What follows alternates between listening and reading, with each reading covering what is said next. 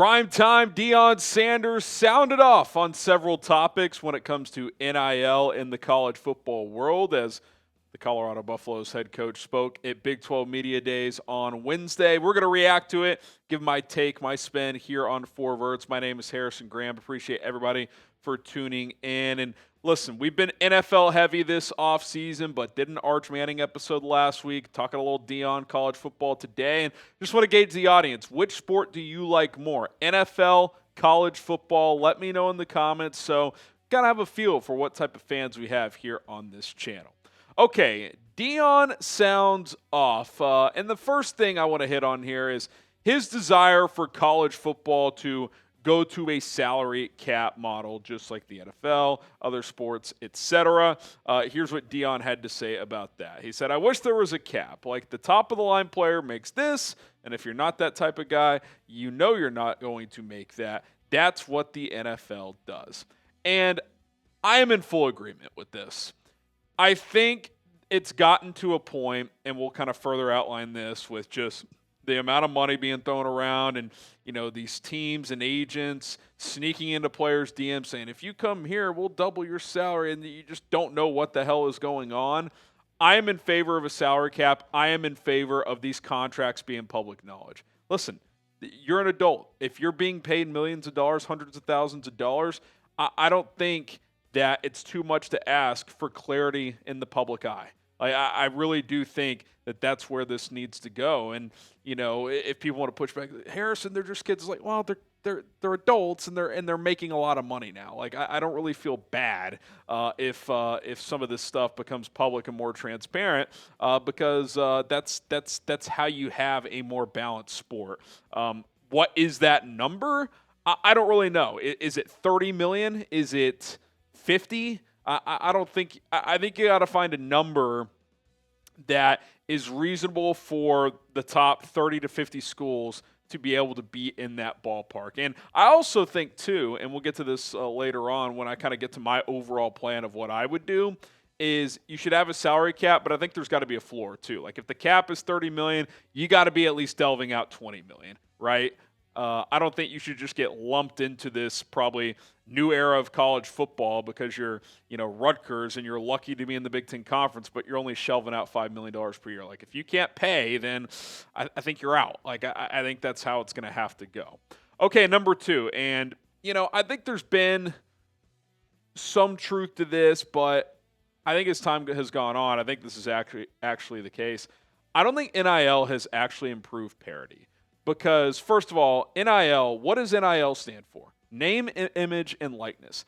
These aren't NIL deals. It's just, hey, we'll give you $400,000 to be our running back. Like, that's not, like, and that's fine, but let's just call that what it is. Like, it's not, the whole purpose of NIL was to allow these student athletes to be able to profit off of their own talents, right? Like remember the old the kicker at UCF had a YouTube channel, wasn't allowed to make money off of that, which is ridiculous. Destroying is his YouTube name. Like that was really like the purpose initially of NIL, and now it's obviously just become, hey, we're willing to give you this much money to play for, which I'm all for. I'm not against that whatsoever, but it actually hasn't improved parity because the big money schools have been paying forever. It just was sneakily happening, which, by the way, that's still happening. We'll get to that in a little bit as well. But Deion had this to say in that regard. He said, the problem is you got a guy that's not that darn good, but he could go to another school and they give him $500,000. You can't compete with that, and it doesn't make sense. You understand darn near why certain teams are in the playoffs. It's kind of hard to compete with somebody who's given $25 to $30 million to a freshman class. It's crazy. And so what he's saying is that there are certain teams that can just pay way more than other schools. So yes, there might be new schools in the mix, whereas before it was just like, oh, it's Bama or it's, you know, Oklahoma, or like, you know, it was like the kind of the same suspects, right,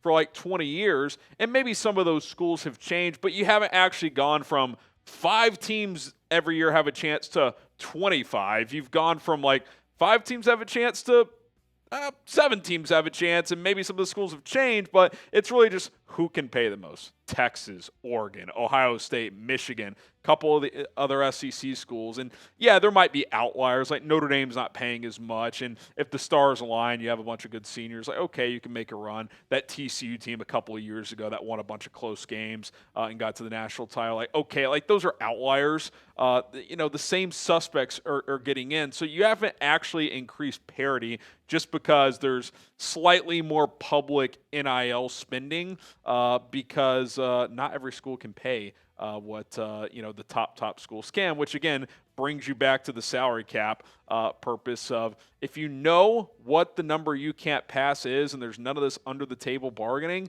then it kind of evens out the playing field to a certain extent. And that's what we should want, right? Because then it comes down to who's well coached, who executes on the field, not just, well, Ohio State last year paid $40 million for the NIL team, and even though they somehow managed to lose to a bad Michigan team, they're just so much more talented than everybody else. They're just going to win the national championship. Like I do think there's got to be some level of, well, yeah, we have a lot of talent, but so do these other 12 schools, and we out-executed them. And I think that's what we got to get to here. And I think a prime example of this is Alabama. If you think, just close your eyes and think, what program is the face of college football in your lifetime? A lot of people would type Alabama, Nick Saban, if you're an older person, Bear Bryant. Like, Bama's always been around.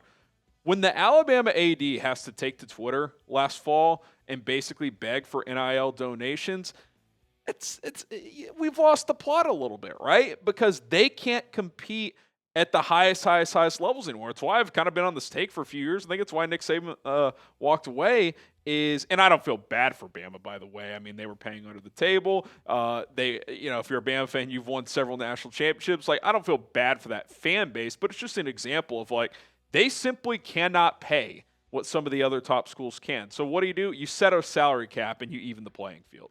Okay, and then number 3, and this has kind of already been intertwined into the conversation, but there still is there's no regulation. First of all, there's no parameters. I saw a quote from a different coach recently. It's like, no one knows what the rules are.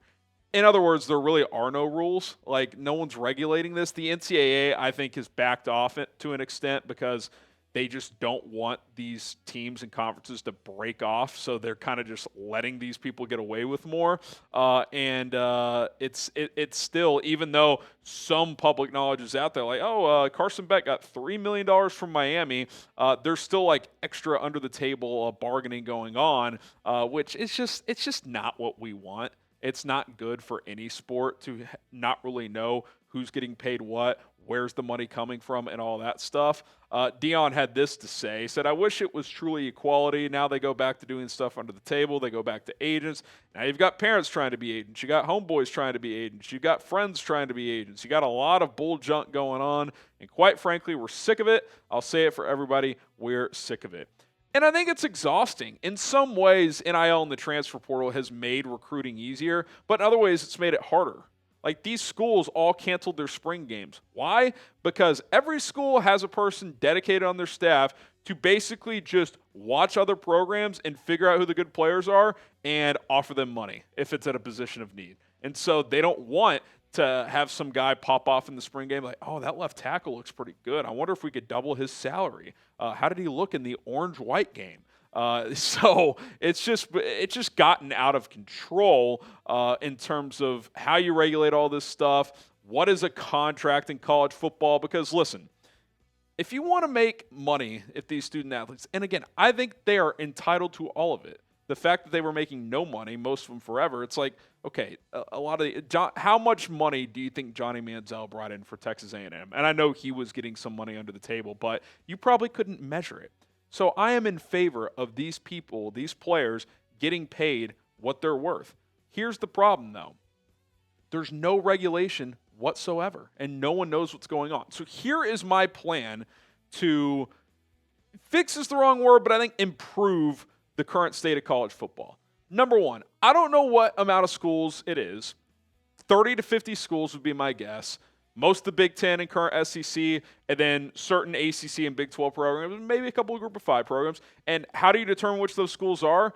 I think it comes down to how much can you commit to an annual salary cap. And if you can provide some kind of proof of, hey, we can at least reach a $20 million annual floor of paying our roster, then hey, you're in the mix. I think that's how you determine it. Because look, Tulsa not going to make the cut, but hey, maybe San Diego State can, or maybe UNLV can. And if they can, I have no problem with them being in there. Why? Because if all these schools start paying the same amount, kids will go to UNLV. Like they'll go to different schools. I think you get back to regional conferences. I don't know if do you still call it the Big 12, the AC, whatever it is. Like there's no reason for Oregon to fly to play Penn State in October. Like it's fun, it's cool. If you want to set up a non-con game that way, that's great. But let's restrict the conference travel. Like, there's just no reason, and that gets us to the next one. Prioritize rivalry games still. I think you still have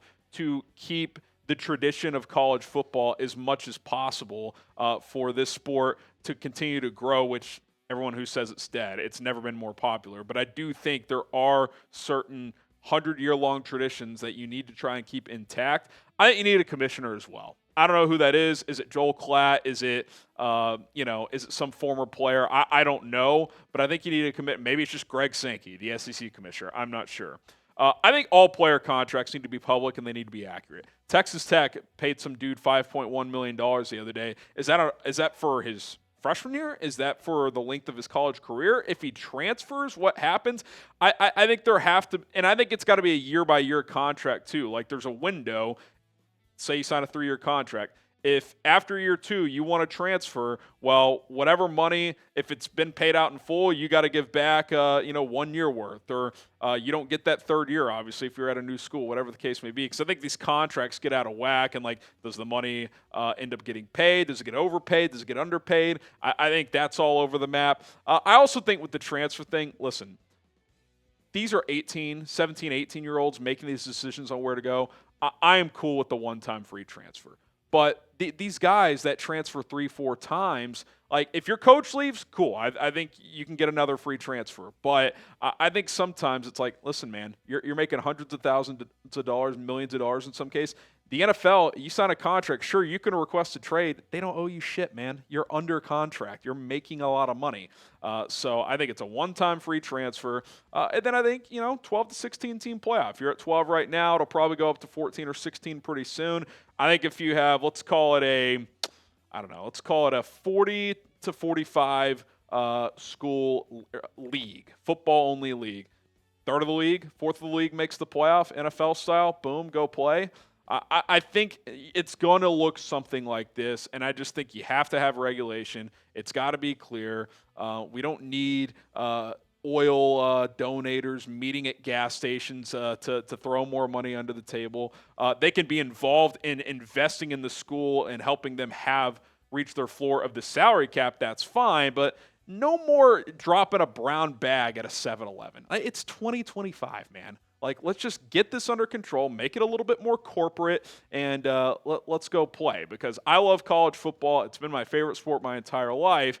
But it's just no one knows what the hell is going on. No one knows why a certain player transfers sometimes. Like, you'd be like, wait, this guy who's a starter at this school left after spring to go to this school? Why? Well, they probably slid in his DMs and tripled his salary. So it's just, it's a little bit out of control. So I think Deion has a lot of points, and I think it's exhausting for these coaches because they have to deal with, by the way, this is an NFL 53-man roster. There's like 100 players on these teams. It's a lot to keep up with. Should college football have a salary cap? I think you got to go to one. Type Y for yes, type in for no, and I think there's got to be salary cap floor too. If you want to just go cheap 1 year, I think you got to be able to commit at least whatever that number is. Got to reach that floor. All right, that's going to do it for this edition of 4 Verts. Again, going to ramp up some college football content here. Let us know NFL, college, which side of the spectrum you lean toward more. I love both, so we'll try to do both here on this show. Stay tuned for more videos here on the channel.